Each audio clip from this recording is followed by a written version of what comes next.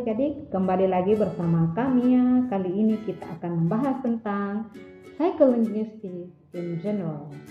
Seri ini masih berkaitan dengan video sebelumnya. Ya, kakak lampirkan di description box. Nah, what actually we talks about in sociolinguistic? Sociolinguistic talks about what happens in our mind when we speak a language. That's what we call psycholinguistic. Jadi ketika kita berbicara tentang psycholinguistic, maka kita akan berbicara tentang apa yang sebenarnya terjadi dalam pikiran kita ketika kita berbicara. Nah, ketika kita berbicara, otak kita memproses apa yang akan kita lakukan, apa yang akan kita bahasakan, apa yang akan kita bicarakan. That's what we call psycholinguistic. Adik-adik bertanya, apa sih tujuannya kita belajar psycholinguistic? Oke, di sini tujuannya, the first one, we will know how is language produced, perceived, comprehended, and remembered. The second one, how is it used in different communicative purposes? How is it acquired? How does it go wrong? And how is it represented in the mind? Jadi ada 5 tujuan ya kita belajar psycholinguistic. Yang pertama, kita akan mengetahui bagaimana bahasa itu diproduksi, dikeluarkan, dipahami, dan juga diingat. Kemudian, bagaimana bahasa ini kita gunakan dalam konteks atau situasi yang berbeda. Jadi ketika kita berbicara dengan misalnya orang tua, bahasa yang kita gunakan tidak mungkin sama dengan bahasa yang kita gunakan ketika berbicara dengan anak yang lebih muda di bawah umur kita. Kemudian bagaimana bahasa itu diperoleh, bagaimana kalau terjadi kesalahan berbahasa, misalnya kita salah mengucapkan bahasa pada konteksnya seperti itu, bagaimana bahasa itu dipresentasikan atau diproses dalam kita punya pikiran.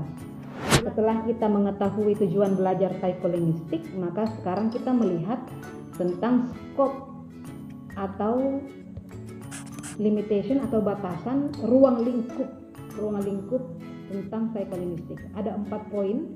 Yang pertama acquisition, yang kedua comprehension, terus production, and then loss. Inilah keempat hal yang menjadi ranah atau ruang lingkup pembahasan psycholinguistic. Ketika kita berbicara tentang language, dalam hal ini psycholinguistic, ada 2 hal yang harus kita pahami. Hal ini dibahas oleh Noam Chomsky dalam bukunya The Syntactic Structure. Di sini competence and performance. What competence is, what performance is. Jadi kompetensi itu implicit knowledge is knowing what's right, atau most knowledge is implicit. Explicit knowledge explains in terms of formal rules.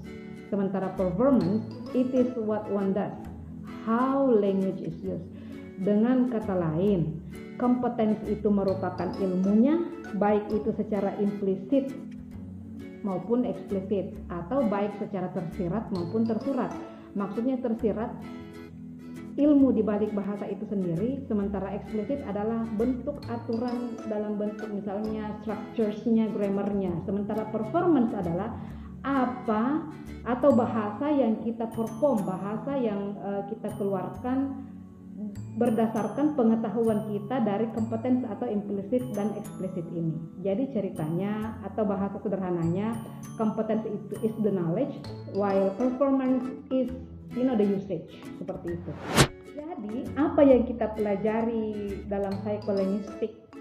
Nah, the conclusion, wrap up thing is whatever we think, it is a process of communication. And this process is what we learn in psycholinguistic. Jadi ketika kita berbicara tentang psycholinguistic, sederhananya dibahasakan, apapun yang kita pikirkan itu merupakan proses komunikasi. Nah, proses inilah yang kita pelajari dalam psycholinguistic. Sederhana itu penjelasan dari the main purpose of studying psycholinguistics. Sekian adik-adik pembahasan kita kali ini. Insya Allah kita akan ketemu di video-video selanjutnya, pembahasan yang lebih menantang, lebih detail dari materi ini. Sampai jumpa.